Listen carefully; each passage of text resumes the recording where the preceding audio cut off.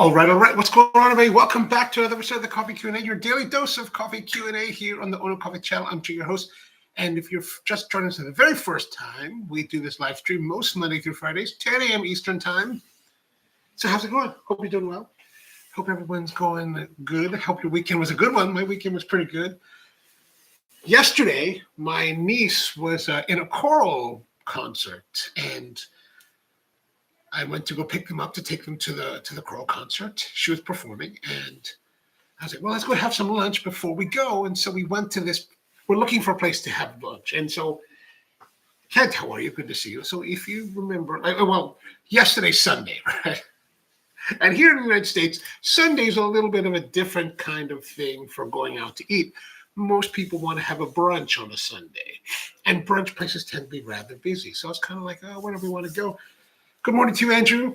And I wanted to look at a place called Ethel's Place or something like that. But they were closed. So a lot of places I was thinking about were closed. And so I was like, well, let's go to this place called Bonjour. And Bonjour is this bakery that's been around since 1998. It's been around for 27 years. Been for a long time. Gerard Billebaut was the original owner, and he opened it many years ago. And actually, this place, Bonjour Bakery, in Baltimore, if you look, I got a link down in the description below. This is kind of the place where I not learned about coffee, but this is kind of where my whole journey into coffee springboarded in a very weird way. So I didn't know, I never really went to Bonjour very much when it first opened. So in 2002, I was starting to think about getting into coffee. I think I was thinking about it. I don't even know, but I was, I was running my company at the time. We were doing mostly Hawaiian style shaved ice. And one of my good friends, Brian, was like, hey man, I really like this. Let's go to this Bonjour place. And I don't remember if I knew about it before that or if he introduced me, but he was like, let's go and have coffee and croissants at Bonjour. So we would go there every once in a while, maybe once a week or so, or maybe 2 weeks. Brian, Maria, his wife, and I'd meet them down there. We'd have, croissants. I like almond croissants, chocolate croissants. And, and Brian was really into coffee. And it was actually Brian that kind of introduced me to the idea of making coffee at home. He had a little tiny Solus, Maestro 500 or something. One of the early super automatics, really small. And at this time, I was really just starting to think about doing coffee. So we would go there, but this is kind of where I learned to enjoy Americanos with coffee. And I was like, and I hadn't thought about that in many, many years, or at least in a while. And we go to this place, and we end up ordering, and the barista was like, I said, can I get a coffee? And she's like, okay. And as she's getting ready to make my coffee, which they, pre-brew in air pots and all, she was like, because she asked me, do you need whipped cream? I said, no whipped cream. Then when she went to make it, she was like, I'm really sorry, but we're out of the regular coffee right now. That we don't have the regular coffee brewed at the moment, but we do have this French vanilla coffee, flavored coffee. And she was really nice about it. She's like, but it's not sweetened, but if you like that, would that be okay? Or is that not acceptable? I said, well, probably not. I'm not trying to be, I don't think I was being rude about it, but I was kind of like, oh no, maybe. And she's like, I can make you Americano. I said, oh, let's go with that instead. So she made Americano, which I hadn't thought about at the time, but that's really was Bonjour croissants and the Americano was really kind of one of the early, nicer coffee experiences that I had. Naomi's with us. Good morning to you, Naomi. Propline says, we had a place in Sacramento called Le Beau that was the place to have nice coffee in the 80s and 90s. Oh, nice. Mom, how are you doing? Good to see you. And Propline says, looking back, it was fine. Coffee was definitely very darkly roasted. Good coffee with milk, though. Yes, a lot of them were always very darkly roasted, especially in the 90s. What made you think about getting into coffee when you didn't enjoy it growing up? Just a matter of circumstance. So, like I said, I had this place that we're running called J Shave Ice. It was a Hawaiian-style shave ice company. Great business in the summertime. Terrible business in the winter. Unlike American ice cream, but unlike ice cream, here in America, people buy ice cream throughout the year. Of course, not in the volumes that they do during the summer, but they do buy. So, ice cream companies can make money during the off season. Shave ice companies in Maryland make no money at all. In the snowball business, everybody shuts down. Rightly so, because nobody, hardly, like we would actually be open year round. After we moved to this new place, we went year round, but sales were dramatically lower, right? Dramatically lower. So because so what happened was we had a stand kind of place, and then we were forced to move after 9/11, actually. 9/11 came and the world blew up and everything went to hell. So we ended up having to rent a space. Instead of having seasonal rent, now we had year-round rent. And now we had a physical location, like a real physical location. So now the question was, how do we make money during the wintertime? And years before that, I was in Manila and my cousin was like, I want to open a bar. What do you think about a bar? Maybe I should open a coffee place, but maybe I want to do a bar. And I was like, you should do coffee. Coffee's going to be big. Coffee's starting to grow in America. It's huge. Because Starbucks this is like the late 90s, and Starbucks was starting to proliferate around the country. And so I was like, yes, coffee's the way to go. He ended up doing a girly bar. It actually fit his style, So one of those bars. But what in Thailand you'd call a go-go bar. Well, maybe not a go-go bar. It was what we call a hostess bar in Hawaii, right? So basically, you have a bar, you have guys that come in, and there are girls there that will sit with you, and you buy them drinks, and they talk to you for however long you want. And that's what he did for many, many, many, many, many decades. And he actually closed that. Actually, he closed it during the pandemic because, there's no business during the pandemic. So, but that was the impetus that got me to do coffee. So when we came to build a new place, how do we make money in the off season? Coffee seemed like a natural progression. So I was like, okay, we'll do coffee. But, the idea from my psychosis is that we want to do what we do. We're trying to do what we do at a high level, right? Like shave ice was something we tried to pursue at a very high level, which was frustrating for me because, this is not to be a knock on the rest of the industry, but the snowball business in America is really kind of a carny kind of business, right? It's very lowbrow. It's very whatever works, we don't really care. Like a lot of the operators don't seem to really worry about quality, consistency, things like that, which to me are very important things. So it's like, I found a lot of, when I was involved with the forums from that era, I found a lot of the discussion lacking because there wasn't really any attention to detail. There wasn't really a push to improve quality. It was kind of like, yeah, whatever. It's like, God. So my problem is that, when we want to do something, we want to do something nicely. So, for me to get into coffee, I was like, well, I have no idea about coffee, but our whole focus with the shave ice business was we were focused on being a Hawaiian kind of company, right? All Hawaii related. So the natural progression would be to do coffee, but it would have to be coffee from Hawaii, which was, you're on the other side of the planet, you're on the other side of the nation, and you have to now source coffee from Hawaii. And I don't really know anything about coffee. I knew nothing about coffee, right? I knew that there was a place called Lion Coffee down the street from where I used to live. I would go there on occasion just because I thought it'd be cool.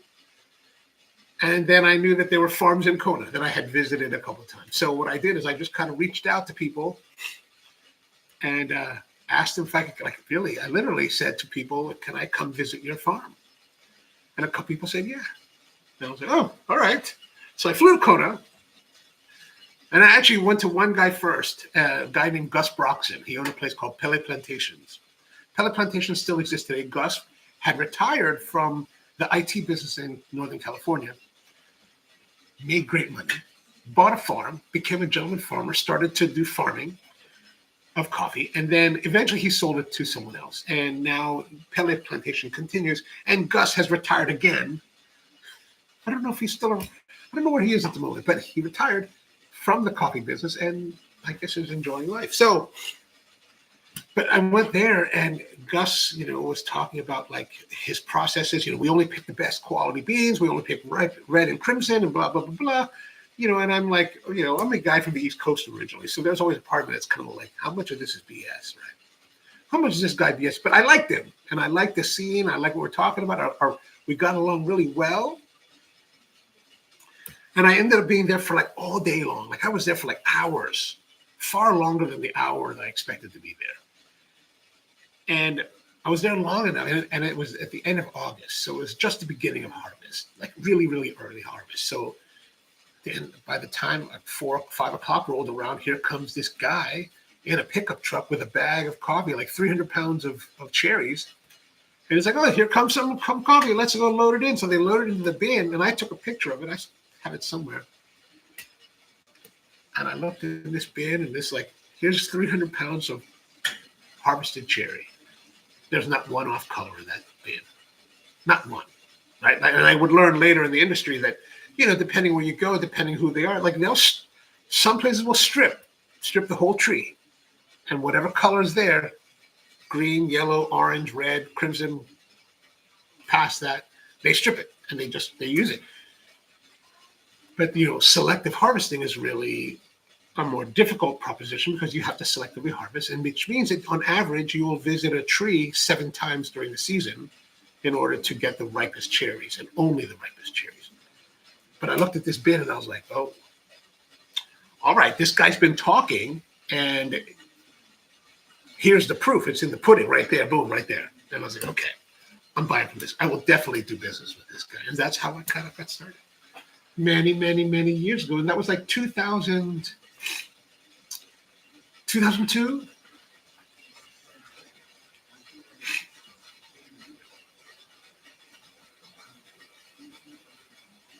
Pipeline says, Americano with milk just seems a bit weird to me. Sweetener seems fine, but creamer with an Americano is just... Actually, I like it. That's kind of like where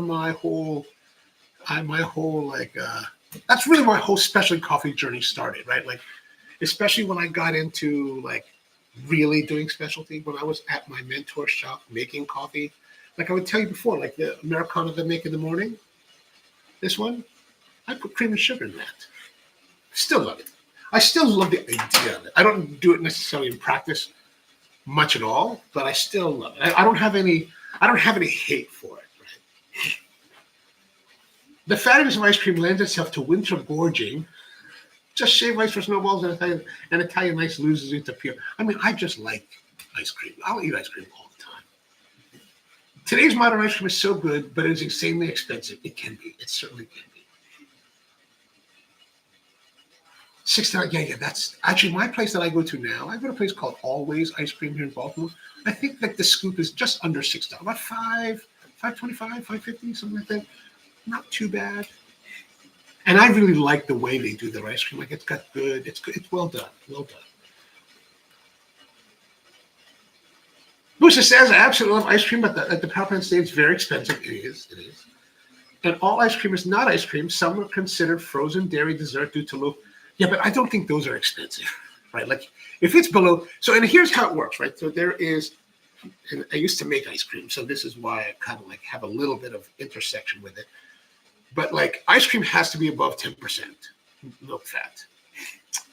Custard is considered 20% milk fat and up. So you've got this window, and then if anything else below 10 is considered something like ice milk, which honestly I love. Like if it's done well, man, I will tear that up.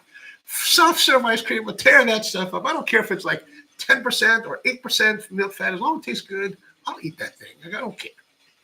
I'm not too picky. I'm very picky, but I'm not too picky. You know what I mean? Actually, I was at a place the other day, or a while back now, a few weeks ago. My nephew likes to go get ice cream. So when I pick him up from school, I'll take him to get ice cream. And he doesn't like to go to Always, where I like to go. He likes to go to another place called Jupiter. And Jupiter serves ice cream from a company called Taharko, whose owner, Sean, is an old friend of mine. And so I would buy this ice cream from this place called chocolate peanut butter. And I love it, man. Dark chocolate with peanut butter. Like, I don't know, like it turns, I guess they just mix peanut butter in because it's frozen. It becomes slabs of peanut butter. I just love it. So one day I'm out of town in a place called Westminster, and I come across this place called Hoffman Brothers. No relation to the coffee YouTube giant James Hoffman, right? But another guy, Hoffman, talking to this kid, right? He's young. He's like 18. He told me that through the discussion, it turns out he started when he was 15 years old. I was like, what? You started the shop when you're 15? Awesome, man. You're awesome. You're awesome. I wish you the best. But I asked him, so do you make your own ice cream here? He's like, oh, no, we actually get it from a place called Taharka. I was like, oh, I know Sean, man. Sean's an old buddy of mine, right? And so I was like, oh, man, do you have the and it's a good thing, too, because I asked him, I asked this of that place in Jupiter. I said, hey, somehow I found out that at Jupiter, where they have where they serve Taharka and they have the chocolate peanut butter, I found out they don't buy that from Taharka, and they buy it from another company. I was like, what? You don't buy that? I was like, what? And I'm like, I'm glad I told that kid at Hoffman's, I'm glad I knew that ahead of time. Because if I see Sean, I don't want to be like, hey man, I really love your chocolate peanut butter. Like, we don't make that. Like, oh. So now I can't say anything. I do like it. But Taharka Brothers does make excellent ice cream.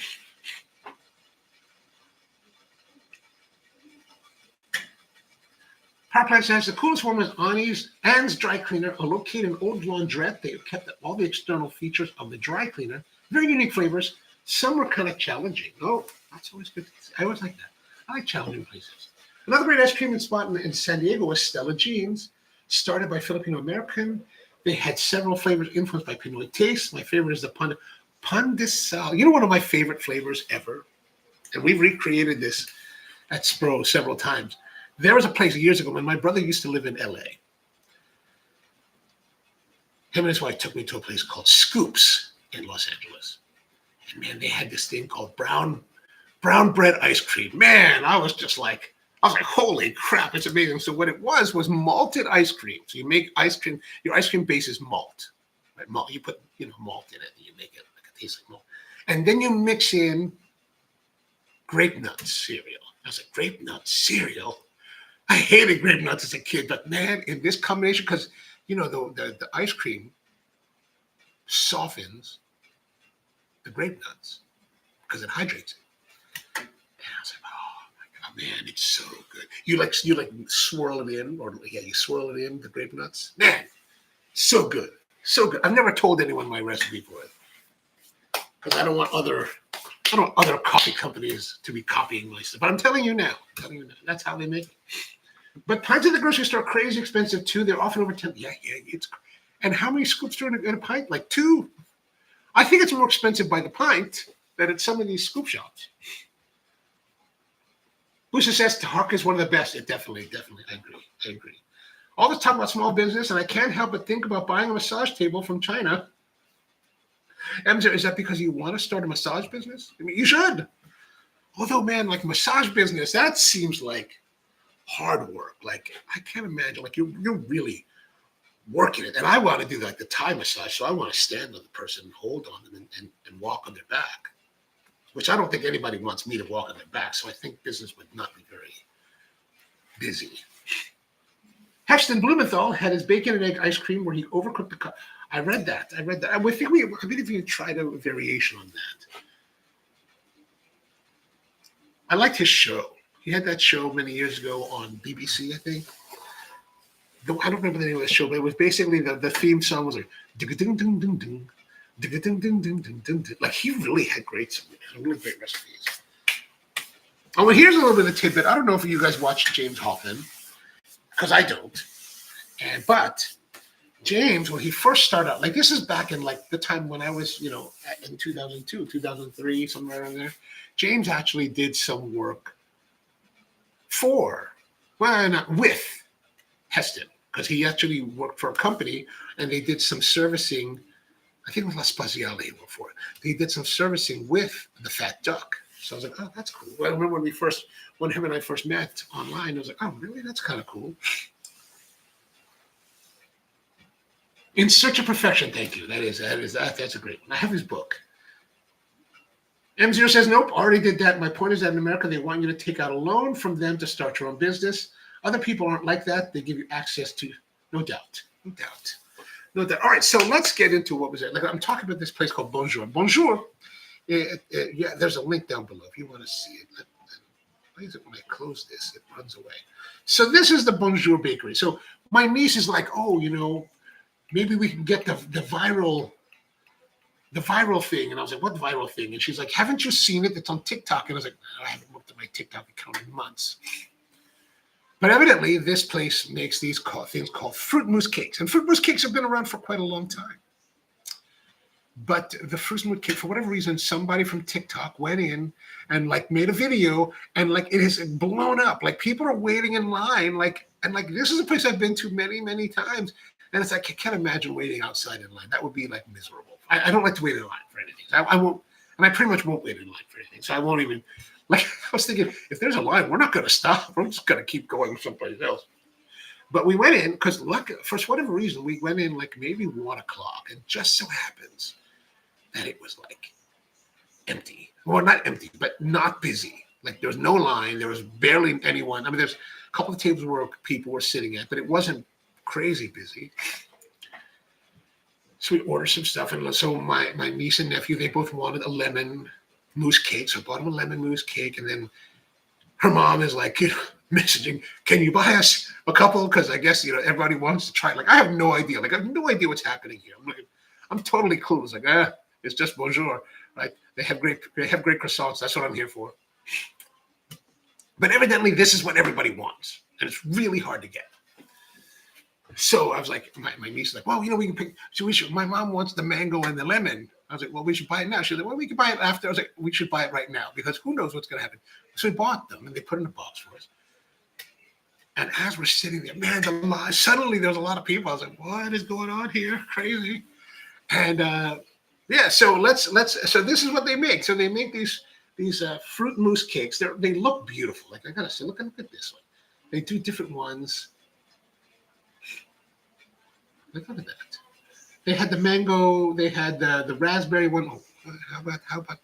Let's just see some pictures. These are, I guess, these are from this is how they make them. But they're beautifully done. I must say they're really nice. And, seeing them in person, oh gosh, I wish it wasn't all videos. How about some stills? Guys, how about some stills, please? But here, look at this. I'm not waiting in that line. That's crazy. The purple building is the bakery. Right? I'm not that patient. Oh, here, this is better. This is a better picture. These are some of the other ones they make, right?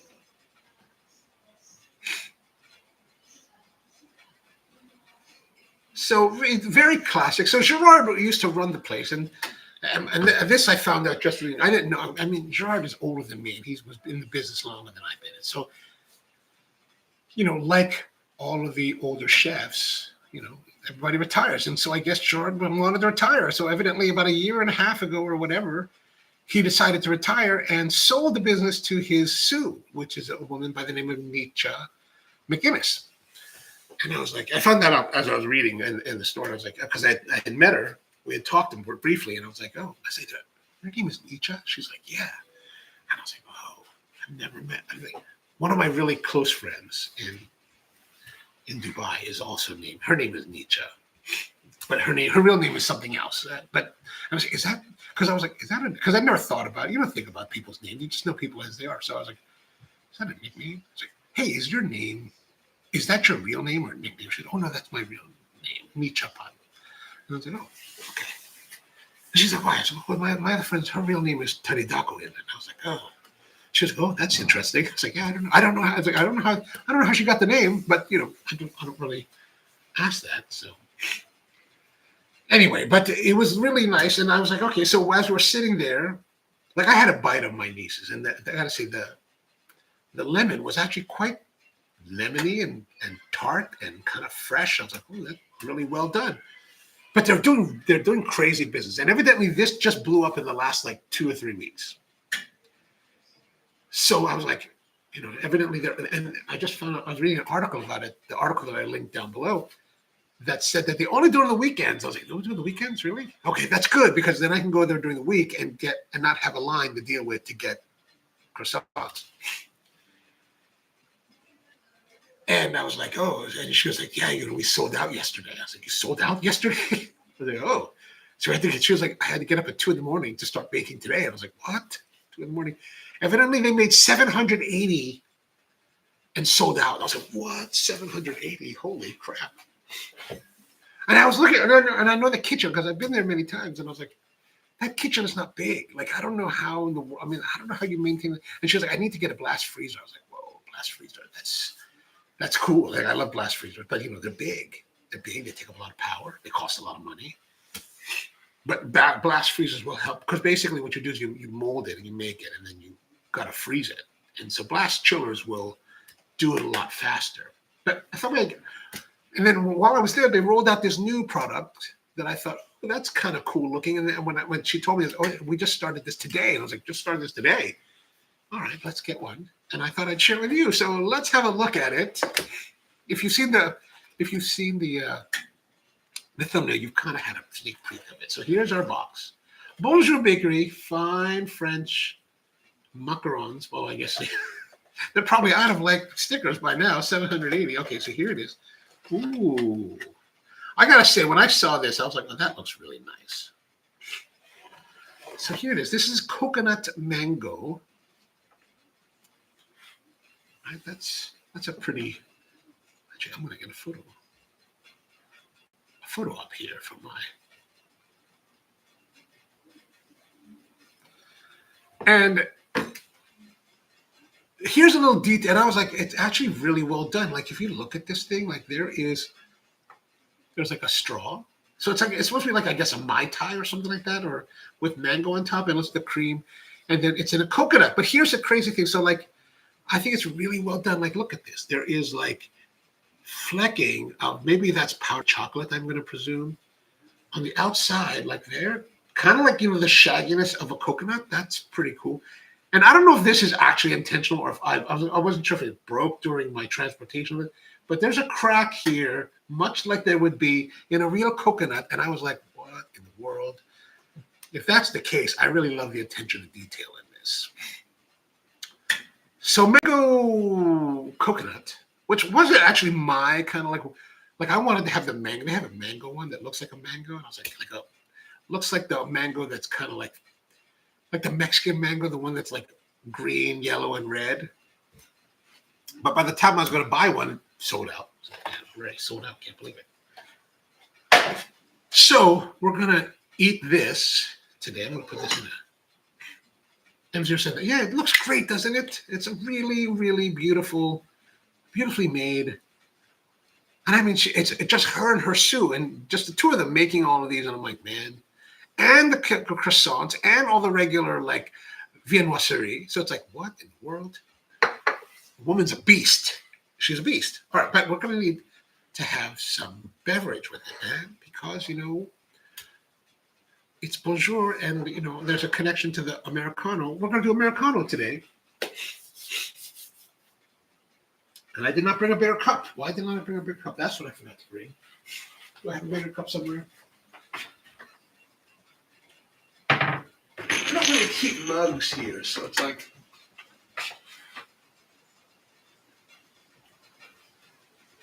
Oh.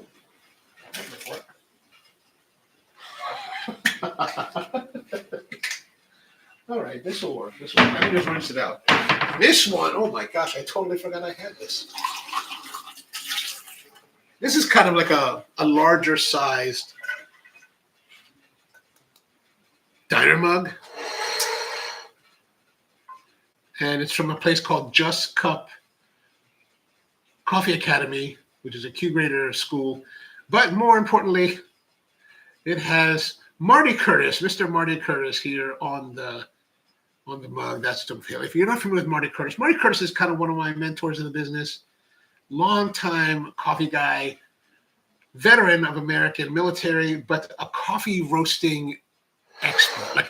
I mean, he's a coffee roasting expert, but he's really a coffee roaster expert. Like if I have an issue about coffee roasters, he's the first guy I call. Like, he is truly the master of coffee roasters. Actually, he was the guy that kind of like, when I was getting my first roaster, which was a 3-kilo pecconcini, I said, hey man, I got this roaster. He's like, oh, I'm in New York City. I'll come down for a day and help you out. I was So he came down from New York City and helped me, set it up, install it, make sure it got running correctly. And I was like, what do you think about temperature probes? Like, it's all like analog roaster, right? There's only exhaust. If you remember from before, there's only exhaust gauge on it. I was like, what about a temperature probe?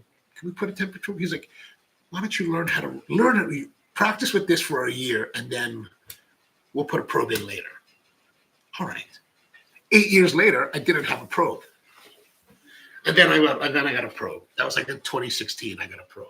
All right, so we're going to make Americano. And let's go over here to our espresso machine, the E61 La Valentina. Make sure that our is clean. But what we're going to do first, before we do that, we're going to grind a little bit of coffee and evacuate it so that we have fresh coffee.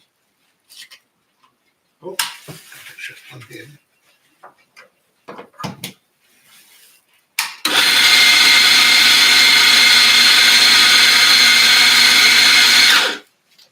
That should be good.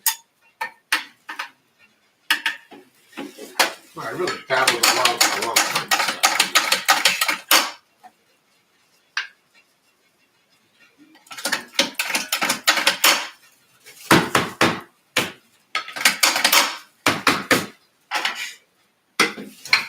Now we're ready to go. Let's go. We're just going to go straight away, right? We're going to go straight away. We're going to see how good.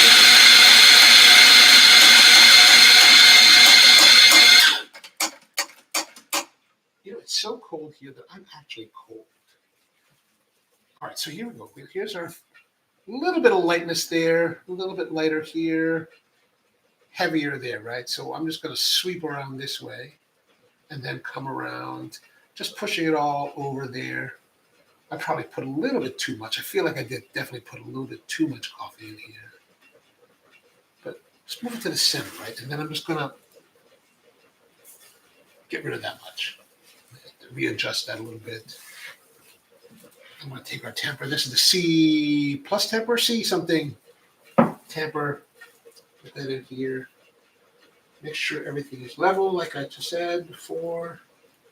Then regrip. Oh, that's.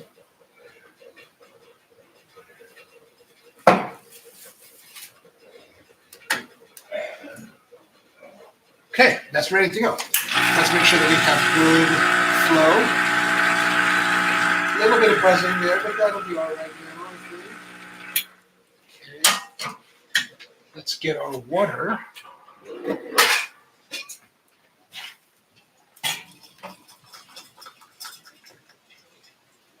So feeling about that much, right? Oh, we didn't do a check. See, this is where you run the problems. This is where we run the problems. Even professionally, they run the problems like this. Okay, we're good. Okay, so now it's flowing.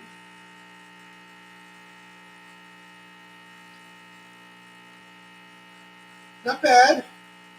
A little bit fast, but I think that's good. Oh, that's nice. Okay. Not bad. Huh? Not bad.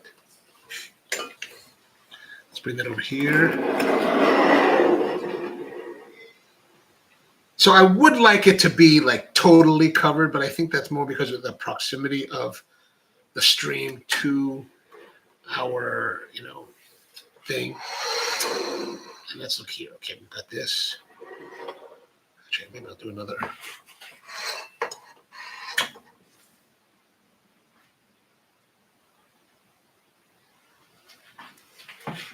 All right, so let's have a taste of it. Oh, first, let's try the coffee. Is it genius or is it just,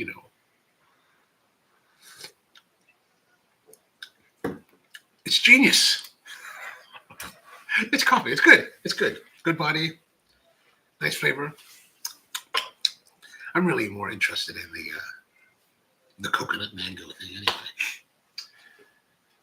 Power Plant says professionals also use power tools similar to a pressure washer to get fades on the glaze. Oh, well. Coffee Cove, good morning to you. Those trompe-l'oeil desserts are big in NYC. Certainly this Bonjour is taking a lot. I mean, even if you read the article, and she even notes that she had seen this trend starting in Los Angeles and had actually copied it by using YouTube videos. But here's the thing, like, you don't make pastry like this. I don't care who you are. You don't make pastries like this. Especially if you're just watching YouTube videos, you don't make it to this level unless you got chops. Like she's got some mad skills, this girl. She's crazy good. Because it's also a balance, not just of like how to get the technique to just make the exterior. You got to make everything. Right, the interior. But we're gonna find out. Oh yes, you're talking about the power, yeah, the spray guns, absolutely.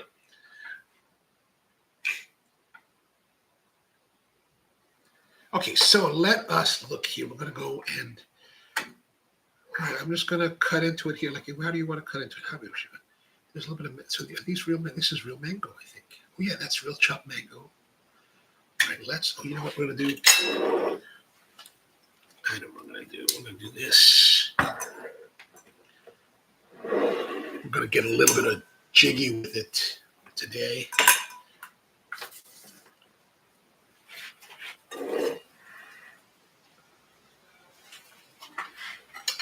Huh? Oh, that looks a bit washed out. Yeah, that's better.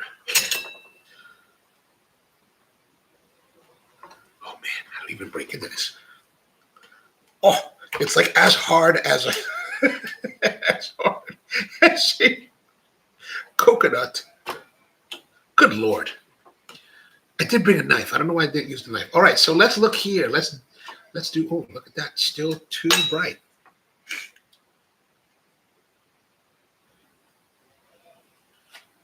Oh, you know what?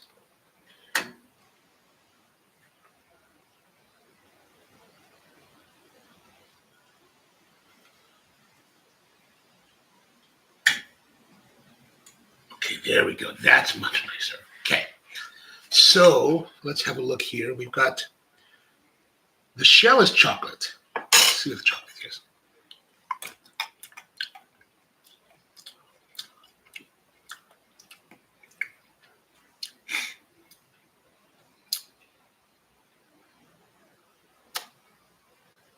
I'm going to guess that's Callebaut chocolate. All right, so then there is a cream. Oh, so there's a little bit of cream here.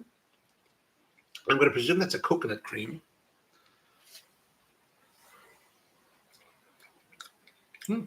Yeah, like a coconut chantilly kind of thing. And then we've got a little bit of cake. There's a little bit of cake right here at the bottom. A little bit of cake. Oh, we're not. Oh, not that one. A little bit of cake. See, there's a little bit of cake down here at the bottom.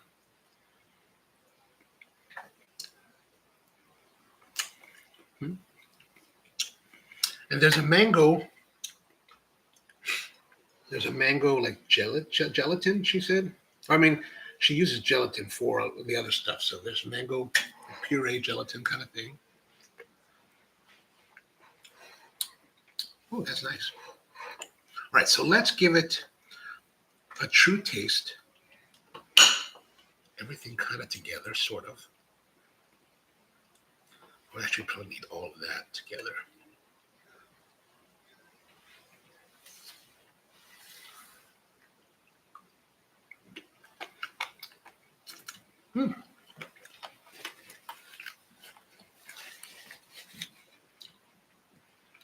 Actually, that's really nice. Yo.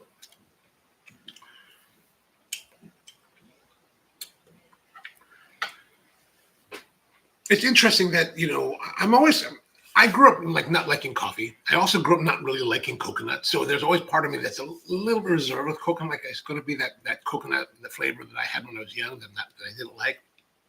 It would be more pleasant. This one is the coconut is not very well pronounced. It's a very muted coconut flavor. The sweetness is interesting because we've talked about sweetness between like Asian desserts and American desserts. This is kind of in between. There's a little bit better balance with this. Like American desserts tend to be very sweet. Asian desserts tend to be very not so sweet. This is actually kind of like more trending towards the American sweetness, but not American sweetness. Like it's like if this is Asia, this is America, and this is the middle, it's kind of here in sweetness. But let's see how it goes with our Americano. Oh, do I need more chocolate with that? Maybe. Okay, there's our bite right there.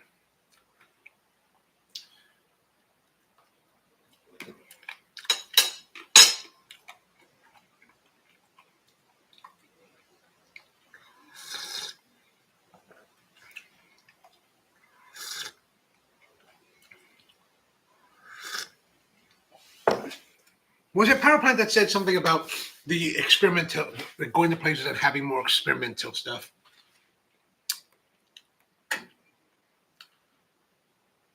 I feel like this is in the world of like what she offers. Like there's a raspberry, there was a lemon, and the lemon had this really tardiness that was more tardy than I expected it to be. I expected the lemony to be more candy-like than tardy. So I like that idea of like trying things that are going to be a little bit more risque, a little bit harder, a little bit more challenging. This is good. It's very good. It's not challenging though. It's a very comforting, very like appealing, very like expected, not expected, but very good. Flavor combination.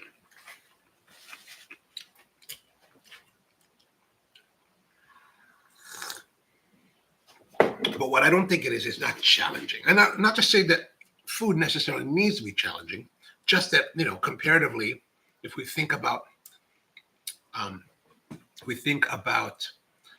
you know, trying foods that will challenge us, I think this is more for enjoyment. And look at that. Look at that. That's kind of cool. There we are. I like that deconstruction there.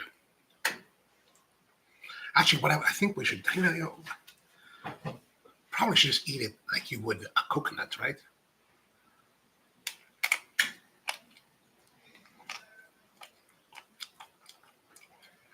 I mean, it's excellent.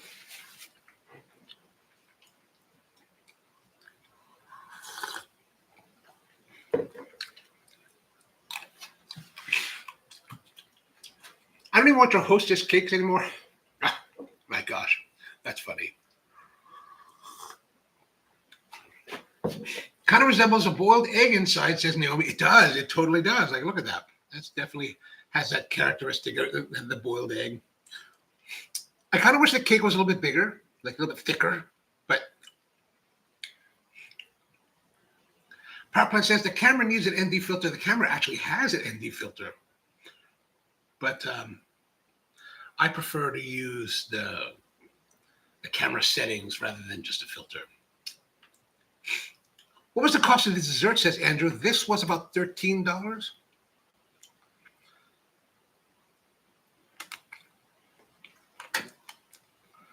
So certainly not what I would say is a cheap dessert.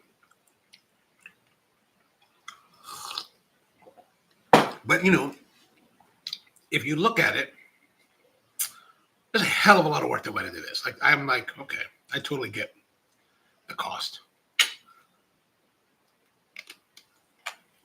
Like, I certainly would not be selling this for less than that.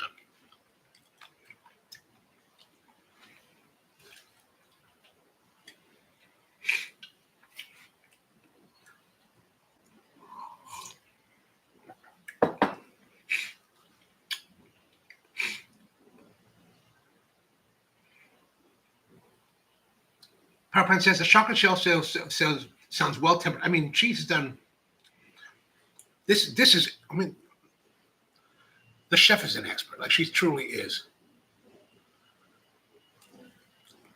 Trying the pastry that I've had there yesterday, like, it was good enough. Like, I had the almond croissant. which I always like there traditionally, but man, I was like, damn, that's good. I'm going to have another one. So I had the hazelnut chocolate. They had a hazelnut chocolate, like, looks like a pain au raisin, but instead of like raisins, it has like hazelnut and I guess Nutella. But man, it's so good. That was good too. And the nice thing is that, you know, it was a place that served like flavored coffees. So you kind of wonder, like, oh, will this be, what is this Americano going to taste like? Actually, it was pretty darn good. It was good. It was solid. Solid Americano, very complimentary. I'm very pleased to have it.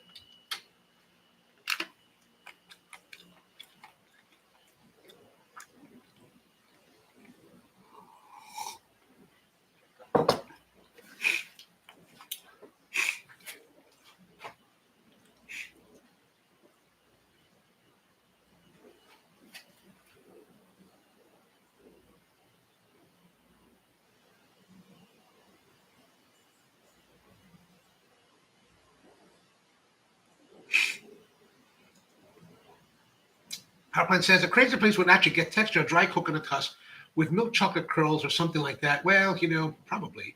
But I thought that was very well done. I think it's excellently done. Booster says, I'm all about the sweets. We'll drive for good sweets. I think it's worth driving to. Maybe it's best to try to do what I did yesterday. I did it inadvertently. If you wanted to come up to Mount Washington, come at like 1 o'clock. On Sunday might be better. Like if hopefully that's indicative of the trend. But I mean, they sold 780 of these on Saturday. Like,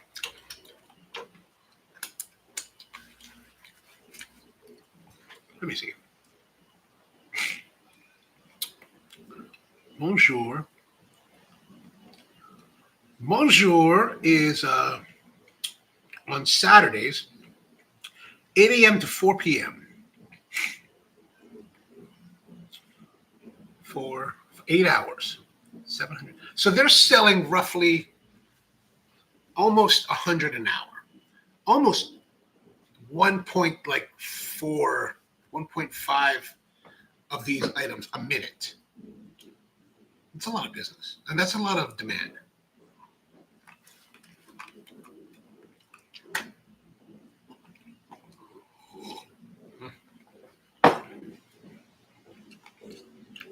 Should have bought more. I already spent like, for my niece and nephew, I already spent like $40, $50. I was like, oh yeah, I'll just buy one for myself. But I now see I should have bought more. And I'm scraping the chocolate off.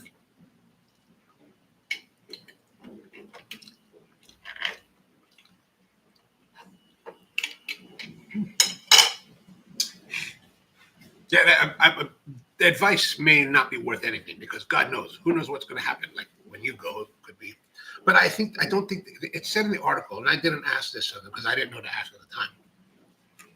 Evidently, they only serve this on weekends. So it might be worth to call them and confirm. They're closed today. I'm eating all chocolate here.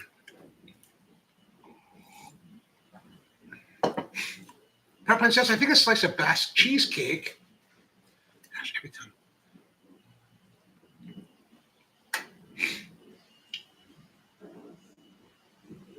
Or tres leches gets my vote 9 times out of 10. Only if it's done well. It has to be done well. I had a really good Basque cheesecake at this place in Cebu during my last trip.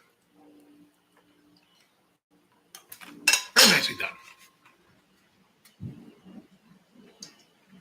And the Japanese are really good at Basque. The Japanese tend to be good at all these pastry schemes.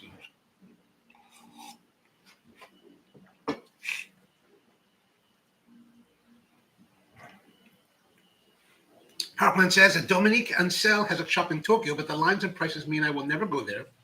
I did have a student bring me a cronut, which was quite good, but not life-changing. cronuts are good. Like I remember when Dominique first came out with them, we had a bunch of them, and they were good. I mean, they're good. I mean, what is there not to like? You take croissants, you roll them up, you fry them. It's always, but what you can't do is you can't take baked donuts, you can't take baked croissants and then refry them. That doesn't work. We tried that as well. Because I would ask my baker, who is a contemporary of Gerard, Joseph Poupon, and sometimes I'd ask Joseph, can you send me a couple extra like croissants, but not cooked, just proofed? We take those suckers and put them in the fryer.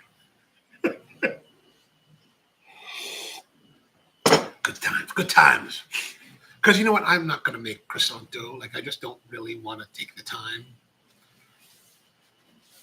to let sit there for like 3 days and laminate the stuff. Especially when people like Poupon and Bonjour have bigger operations that are set up to do it. They've got everything they need. Anton says, when I have a croissant, I eat it, which is a great philosophy to live by. Much respect to that.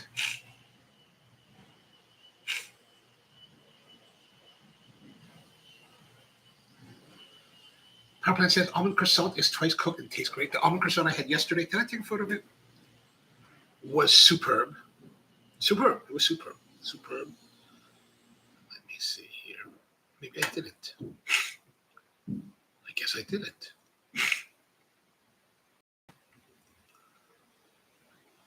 Oh, I did. Here it is. Not a very good photo, though, but there's my almond croissant from yesterday. Superb. Was superb. Did I also get another? Oh no, I didn't get more pictures. I didn't take many pictures. Oh yeah, here is the lemons that I got from my niece and nephew. I didn't take pictures of the interior, but that was in that box. They're good. They're solid. Like, it was good. It's good. Anton says croissants have been steadily improving here too in the last. I gotta say, there is a difference. Like if I go to the bakery in Germany, like let's say any town has a bakery, right? So I go to the bakery and I go there. The croissants are very different. Like I went to this one croissant place. Where was I? I was in a border town. I was in Saarbrücken. And you know how Saarbrücken's right on the border of France. Oh, maybe I went to France instead. But I went to a bakery right there at the border. And the croissants, and I don't know if this is maybe the Saarland style or not, but like the croissants kind of had more of like a breadiness to it rather than a laminated doughness. And I feel like that's what a lot of the German bakeries that I've been to, if I've had croissants, they tend to be a little bit more on the bread side rather than on the laminated side. I don't know if that's true. Let me know. Let me know what you think. Powerplant says they make almond croissants with day-old croissants that usually do not sell. They are usually to sell leftovers, which is fine with me. I'm all right with that as long as it tastes good. Booster says, I'm hard to find and go to Rundle Donuts to get them. The cronut. I would like to go to a Rundle Donut, but I can't seem to get there early enough. So that one time we went there, it was totally sold out. I was so upset. It might not have sounded like it, but I was totally upset. Some places will make croissants a bit more like Japan shiopan. Yeah, those are kind of. I don't like that. I don't like those. Anton says croissants become more French style here. I like that. I like it. I like it to be more French. I'm prejudiced. I'm biased in that respect. If I have croissants, I don't want it to look like a crescent roll. Just give me croissant, and okay. Don't save the bread for other things. There's great reasons for bread. For the most part, I hear you. But we still can't get good donor here. So what use is it? there was a place that opened in Baltimore called Donor Brothers. Donor Brothers? I think it was called Donor Brothers. And I went down there. I was like, oh, donor. All right. And they were like, we have donor bowls. The bowls, and I don't know if you know the, but here in America, the bowl thing has been a rage for like, I don't know, 10 years. It's a horrible, horrible thing. But basically, they take a bowl, they put some rice in it, and they put all the ingredients of the donor. I don't know what to put in there. I walked in, I was like, I'm out of here. And I left. I was like, I'm not coming back. So, yeah. Anyway. Mousse says, yeah, they sell out quickly. Let me know, and I'll save one for. All right. It's just like, for me, it's just like, when you know the area, like it's not like one of those things I could just like go at any moment. It's like, or okay, it's a plan, or not even a plan. But I guess what I really have to do is go there like at 7. I can be there at 7. All right, my Americano's done. Marty says hello. So I guess that's gonna be good for today. Thank you guys for being here with me as always. The week has just begun. We're getting closer to the Christmas time. I don't know what that means, but could mean something. But back again tomorrow. Yes, tomorrow. I have. We're going to be revisiting the ensaimada that we did last week. Tomorrow, I spoke to the bakery, and I was like, okay, let's try this. We're going to try some different variations tomorrow. We're going to try, because I thought that the bread ratio to sweetness was poor, dismal, disappointing. So tomorrow, it's going to be about using different ingredients in the donuts to see if we can augment that sweetness and create something hopefully interesting. All right, so you guys have a great one. Can see you next time.